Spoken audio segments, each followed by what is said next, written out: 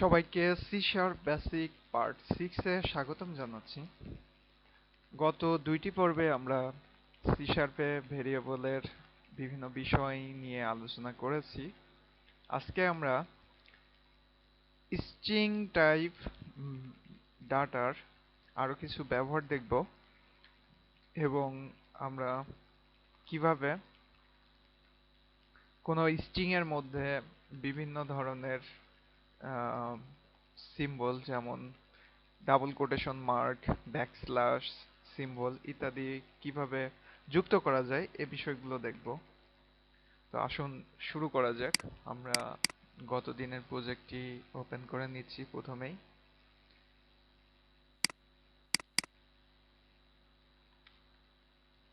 তো এখানে আমরা একটি স্ট্রিং টাইপের ভেরিয়েবল নেব, string স্ট্রিং, এবং এরপরে আমরা লিখব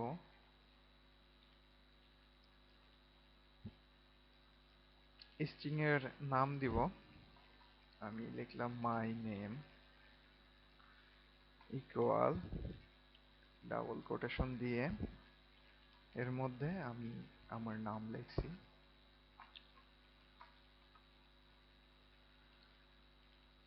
এবং অবশ্যই শেষে সেমিকোলন দিতে হবে।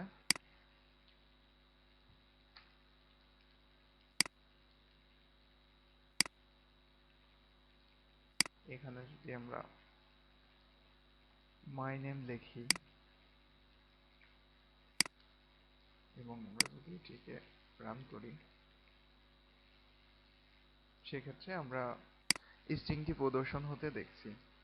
কিন্তু আমরা যদি চাই যে এই নামটি ডাবল কোটেশন মার্ক সহ প্রদর্শন করবে, সেক্ষেত্রে আমরা কি করতে পারি? আমরা যদি এখানে ডাবল কোটেশন মার্ক দেই, সেক্ষেত্রে এরর মেসেজ প্রদর্শন করবে। আমরা এখানে দেখতে পাচ্ছি যে লাল রঙের আন্ডারলাইন এসেছে, অর্থাৎ আমাদের ভেরিয়েবলটি সঠিকভাবে ডিক্লেয়ার করা হয়নি। তো এখন আমাদের এক্ষেত্রে আমাদেরকে স্কেপ সিকোয়েন্স ব্যবহার করতে হবে। স্কেপ সিকোয়েন্স হচ্ছে ব্যাকস্ল্যাশের পরে কিছু লেটার ব্যবহার করা হয় স্কেপ সিকোয়েন্সের ক্ষেত্রে। তো কি কি স্কেপ সিকোয়েন্স রয়েছে তা আমরা এখান থেকে টেবিল থেকে দেখে নিতে পারি।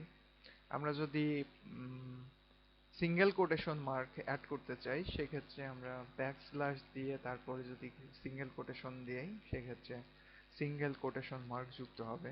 আমরা ডাবল কোটেশন দিলে একইভাবে ডাবল কোটেশন যুক্ত হবে, ব্যাকস্ল্যাশ দিলে ব্যাকস্ল্যাশ যুক্ত হবে। এবং আমরা যদি হরিজন্টাল ট্যাব ব্যবহার করতে চাই, সেক্ষেত্রে ব্যাকস্ল্যাশ দিয়ে টি যুক্ত করতে হবে, ভার্টিক্যাল ট্যাবের ক্ষেত্রে ভি যুক্ত করতে হবে। তো আমরা এখন প্র্যাকটিক্যালি দেখি যে কিভাবে ডাবল কোটেশন মার্ক আমরা যুক্ত করতে পারি।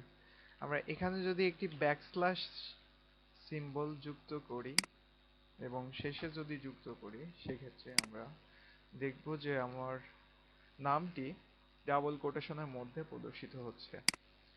এখন যদি আমরা সিঙ্গেল কোটেশন যুক্ত করতে চাই, সেক্ষেত্রে সিঙ্গেল কোটেশন মার্ক দিতে হবে এবং আমরা যদি স্টার্টে ক্লিক করি, তাহলে আমরা দেখতে পাচ্ছি যে নামটি সিঙ্গেল কোটেশনের মধ্যে প্রদর্শিত হচ্ছে। যদি ব্যাকস্ল্যাশ সিম্বলটি আমরা প্রদর্শন করতে চাই, সেক্ষেত্রে আমাদেরকে ডাবল ব্যাকস্ল্যাশ সিম্বল দিতে হবে এবং স্টার্টে ক্লিক করলে আমরা দেখতে পাবো যে সিম্বলটি যুক্ত হয়েছে। তো এভাবে আমরা বিভিন্ন ধরনের স্কেপ সিকোয়েন্স প্রয়োজনে ব্যবহার করতে পারবো। এখন আমরা যদি কোনো একটি ডিরেক্টরি পাথ আমরা যদি প্রদর্শন করতে চাই, যেমন এখানে যেটি আছে, অথবা আমরা সি ড্রাইভের মধ্যে যাই, আমরা সাপোজ এই পাথটি বা আরো ভেতরে যেতে পারি আমরা।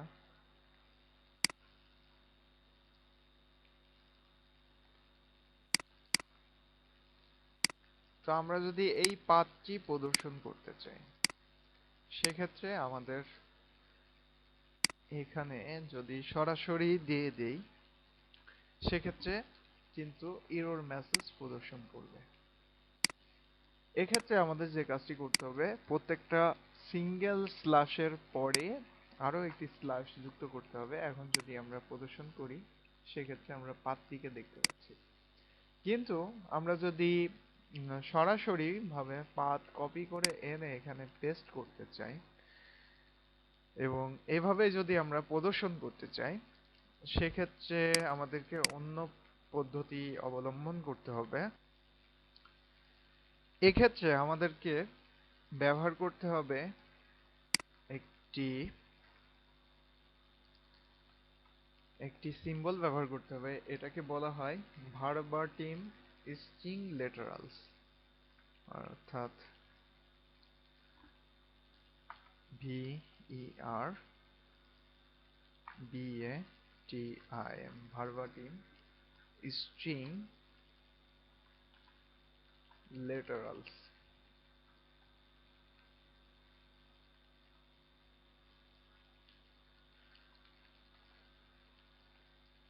আমরা যদি এই ভার্বাটিম স্ট্রিং লেটারালস ব্যবহার করি, সেক্ষেত্রে আমাদের পাথটি সহজেই প্রদর্শিত হবে। এখন আমরা দেখতে পাচ্ছি যে আমাদের আর ডাবল কোটেশনের প্রয়োজন হচ্ছে না। তো আমরা প্রয়োজনে এভাবেও যখন কোনো পাথ আউটপুটে প্রদর্শন করব, এভাবে ভার্বাটিম স্ট্রিং লেটারালস ব্যবহার করে আমরা সহজে প্রদর্শন করতে পারবো। আমরা এই ভার্বাটিম স্ট্রিং লেটারালস ব্যবহার করে আমরা কোশ্চেন মার্ক যুক্ত করতে পারি, এবং আমরা যদি এখন কোশ্চেন মার্ক যুক্ত করে প্রদর্শন করি, সেক্ষেত্রে আমরা কোশ্চেন মার্ক দেখতে পাচ্ছি। এভাবে আমরা ব্যবহার করতে পারি। আমরা যদি ভার্বাটিম স্ট্রিং লেটারালস ব্যবহার করে ডাবল কোটেশন প্রদর্শন করতে চাই, সেক্ষেত্রে সেক্ষেত্রে সিম্পলি আমরা যদি ডাবল কোটেশন ব্যবহার করি, তো সেক্ষেত্রে কাজ করবে না। কিন্তু আমরা যদি আরো একটি ডাবল কোটেশন ব্যবহার করি, সেক্ষেত্রে আবার কাজ করবে। আমরা যদি এইভাবে প্রদর্শন করি, সেক্ষেত্রে আমরা দেখতে পাচ্ছি যে ডাবল কোটেশনের মধ্যে পাথটি দেখাচ্ছে। তো এভাবে আমরা ব্যবহার করতে পারি। আশা করি সবাই বুঝতে পারছেন যে কিভাবে ভার্বাটিম স্ট্রিং লেটারালস ব্যবহার করতে হয়। এখন আমরা নিউ লাইন নিয়ে কাজ করব, নিউ লাইন তৈরি করব। অর্থাৎ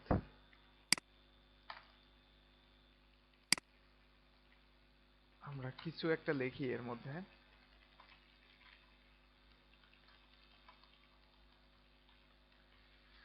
নরমালি যদি আমরা এটাকে প্রদর্শন করি, সেক্ষেত্রে একই লাইনে প্রদর্শিত হয়। তো এখানে যদি আমরা নিউ লাইন নিতে চাই, সেক্ষেত্রে আমরা ব্যাকস্ল্যাশ দিয়ে যদি এন যুক্ত করি, সেক্ষেত্রে নিউ লাইনে লেখাটি দেখাবে। এখানকার স্পেসটা আমরা যদি কেটে দেই, সেক্ষেত্রে আমরা দেখতে পাচ্ছি যে নিউ লাইনে দেখাচ্ছে।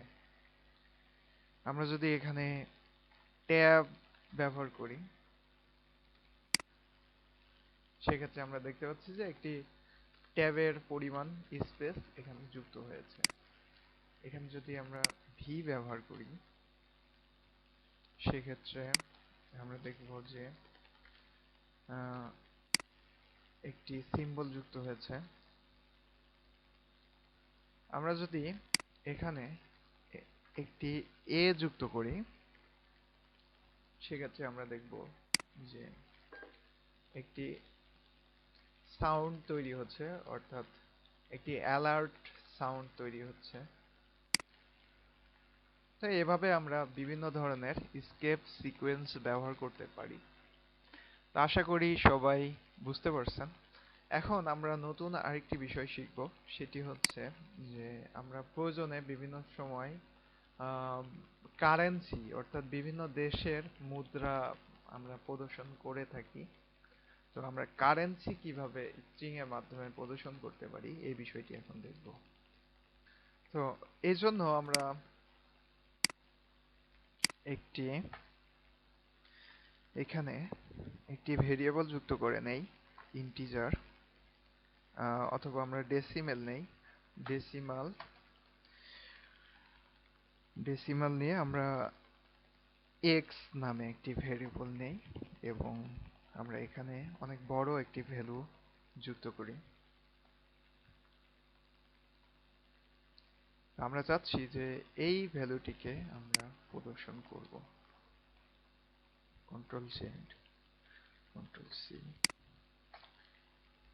তা আমরা কিভাবে স্ট্রিং আউটপুটে প্রদর্শন করতে হয় ইতিমধ্যেই জানি। এখন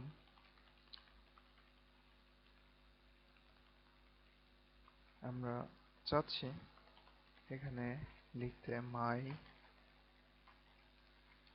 মাই অ্যাকাউন্ট ব্যালেন্স